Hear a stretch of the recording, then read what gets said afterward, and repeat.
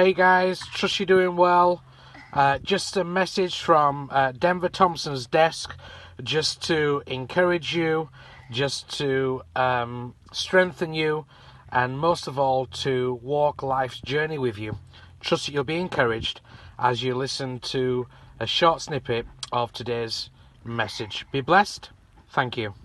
So in Psalm 91 and verse 2 it says, I will say of the Lord, he is my refuge and my fortress, my God, in him will I trust. It's very interesting that we're decreeing and declaring there that I will say of the Lord. What do you say of the Lord today in your situation and circumstance? Many times we're going around quoting Boris Johnson.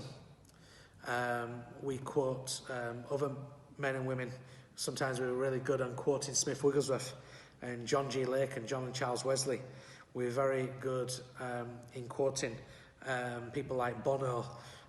We're very good in quoting people like Salman Rushdie and all these men that have gone before us. And even in modern eras, we're so used to quoting a lot of what we see on the television or what we see in the newspapers or what we hear in school or what we've heard from a scientist. But actually in Psalm 91, he says, I will say of the Lord. You see, we need to be a man and woman and a church and a congregation and a generation that says of the Lord. And this is what it says. He is my fortress, my refuge. He is my fortress. He is my refuge and he is my fortress. A refuge, that's very interesting. Refuge is a safe haven. Refuge is a place of love, a place of comfort. Refuge is a place you go when there's despair, when there's been anxiety. Refuge is a place of when there's been a place of depletion and somebody ransacks your house, or you've been in war and there's been mass murderings and mass killings and your finances have gone and your jewelry's gone and your house has gone, your relationships are gone. It is a place to retreat to. It's almost a bit like the Bible says with David when Saul was chasing him. It's like the cave of Adullam. It's the secret place. A place that you and God can hang out, a place that you and God can spend time together. So he says, I will say of the Lord, he is my refuge and my fortress. Now, naturally, we know a fortress. Nowadays, we don't necessarily talk about cities as fortresses. We don't talk about our weaponry and our armory and the military as a fortress. Back in the day, there used to be, Robin Hood's a great example. There used to be fortresses, there used to be castles. A lot of our major cities had castles.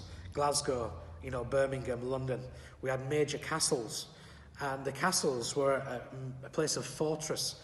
And all your policing and all your education, all your protection with bow and arrows, all the army and all the military and the people would stand in the gap. In other words, what they would do is they would, on the fortress, on the walls, they were built like this. And what would happen is where there was gaps, they would stand in the gap and they would have their bow and arrows ready to protect the king and the queen, to protect their family, to protect their goods. And this is what God is saying to us, is saying to us that he will be our refuge. He will be our hiding place, a place of hope, a place of love, a place of comfort, a place of compassion. And then he will be a fortress to us. That fortress means that he will protect us. He will be our rear guard. He will be the one that will fight against the enemy for us. And we've got to realize that, we have an enemy, an adversary. The enemy's got a plot, but God has a plan. The enemy wants to kill, steal, and destroy in John 10:10. But Jesus has come that we would have life and life more abundant. And so here is really encouraging us. He's saying, I will say of the Lord. Again, what will you say of the Lord? He's saying that he is my refuge. Is he your refuge today? He's saying he is my fortress. Is he your fortress today? And so we need to get this perspective, kingdom mindset, that God is our refuge, a safe haven. The enemy is the prince of the power of the air, but God is the prince of peace. But he's also our fortress, a man that we can rely on, who will fight for us. Because remember, we fight from a place of victory, not fighting for victory. So be encouraged today in everything that you do.